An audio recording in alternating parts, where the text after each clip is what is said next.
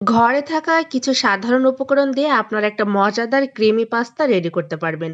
এর জন্য না প্রয়োজন হবে এক্সট্রা কোনো ক্রিমের না চিজের। তবে এই পাস্তাটা একটু মাখো মাখো হবে, দেখতে খুবই সুন্দর এবং খেতে দারুণ মজা। এই পাস্তাটা রান্না করার জন্য আমি এখানে নিয়ে নিচ্ছি ৩ রকমের পাস্তা। আপনারা আপনাদের পছন্দ অনুযায়ী পাস্তা নিতে পারেন। আমি আমার পছন্দ অনুযায়ী ৩ রকমের পাস্তা এখানে নিয়ে নিয়েছি। এবার পাস্তা রান্না করার জন্য যে উপকরণগুলো লাগবে সেগুলো নিয়ে নিচ্ছি। পাস্তার পরিমাণ অনুযায়ী আপনারা সমস্ত উপকরণ নিয়ে নিবেন। এখানে আমি ২ টো ডিম নিয়েছি, সাথে পেঁয়াজ কুচি করে নিয়েছি, ১ টা রসুন ছাড়িয়ে নিয়েছি। আর ২ টা মাঝারি সাইজের টমেটো মাঝখান থেকে কেটে নিচ্ছি। আর সাথে নিয়েছি কাঁচা এবং পাকা মরিচ। কাঁচা এবং পাকা মরিচ দিয়ে রান্না করলে খুব সুন্দর একটা কালার আসে, এজন্য আমি ২ প্রকারেরই মরিচ নিয়ে নিয়েছি। মরিচগুলো মাথা থেকে কেটে একটা সাইডে রেখে দিচ্ছি। এবার একটা পাতিলে পানি গরম করে পাস্তাগুলো দিয়ে সিদ্ধ করে নিচ্ছি। পাস্তাটা এখানে আমি পুরোপুরি সিদ্ধ করে নিব, কারণ পরে আর সিদ্ধ হওয়ার সুযোগ নাই। এজন্য এখানে আমি পাস্তাটা পুরোপুরিভাবে সিদ্ধ করে নিচ্ছি। অন্যদিকে একটা পাত্রে ২ টো ডিম ভেঙে সামান্য পরিমাণে লবণ দিয়ে ফেটিয়ে নিচ্ছি। আসলে রান্নার নির্দিষ্ট কোনো নিয়ম নেই। আপনি যেভাবেই রান্না করেন না কেন, যদি সেটা খেতে মজা হয় তাহলেই হলো। এছাড়া অন্য কোনো নিয়ম বা ধরাবাঁধা কিছু মেনে রান্না করার কোনো প্রয়োজন নেই। ডিমটা একটা সাইডে রেখে এবার একটা প্যানের মধ্যে সামান্য পরিমাণে তেল গরম করে এর মধ্যে দিয়ে দিলাম যে রসুন ছাড়িয়ে রেখেছিলাম সেগুলো। আর তার সঙ্গে কেটে রাখা টমেটো এবং মরিচ দিয়ে বেশ ভালো করে ভেজে নিয়েছি। এবার একটা ব্লেন্ডারের জাগের মধ্যে এগুলো উঠিয়ে ঠান্ডা করে নিয়েছি। তারপর একটু ঠান্ডা দুধ দিয়ে এটাকে সুন্দর করে ব্লেন্ড করে নিয়েছি।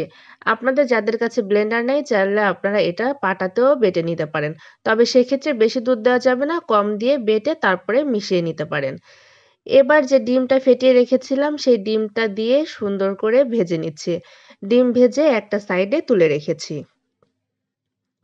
এইবার ওই কড়াইতেই সামান্য পরিমাণে তেল দিয়ে আমি যে পেঁয়াজগুলো কেটে রেখেছিলাম ওই পেঁয়াজগুলোও ভেজে নিচ্ছি।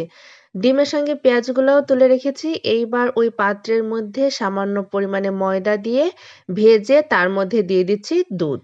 এখানে আমি লিকুইড দুধ ব্যবহার করেছি। আপনারাও এখানে চেষ্টা করবেন লিকুইড দুধ ব্যবহার করার জন্য। কিছু সময় নাড়লে দেখবেন যে ঘন হয়ে একটা সসের মতো হয়ে আসবে। তখন এর মধ্যে আগে থেকে যে মসলাটা ব্লেন্ড করে রেখেছিলাম এটা দিয়ে দিচ্ছি। দিয়ে কিছু সময় নেড়েচেড়ে তারপরে এর মধ্যে দিয়েছি সামান্য পরিমাণে সয়া সস। আপনারা চাইলে এখানে টমেটো সসও দিতে পারেন, কিন্তু আমি যেহেতু টমেটো দিয়েছি তাই আর আলাদাভাবে সস দিচ্ছি না। তারপর এটার মধ্যে সামান্য পরিমাণে একটু লবণ দিয়ে আগে থেকে যে পাস্তাগুলো সিদ্ধ করে রেখেছিলাম, এবার সে পাস্তাগুলো দিয়ে সুন্দর করে নেড়েচেড়ে মাখিয়ে নিচ্ছি। যখন এটা সুন্দর করে মেশানো হয়ে যাবে তখন এর মধ্যে আমি দিয়ে দিচ্ছি ২ টা ম্যাগি মসলা। আপনারা আপনাদের পাস্তার পরিমাণ অনুযায়ী মসলা এড করবেন। এখানে আপনাদের কম বেশি লাগতে পারে। মসলাগুলো দিয়ে আরেকটু সুন্দর করে মিশিয়ে নিচ্ছি।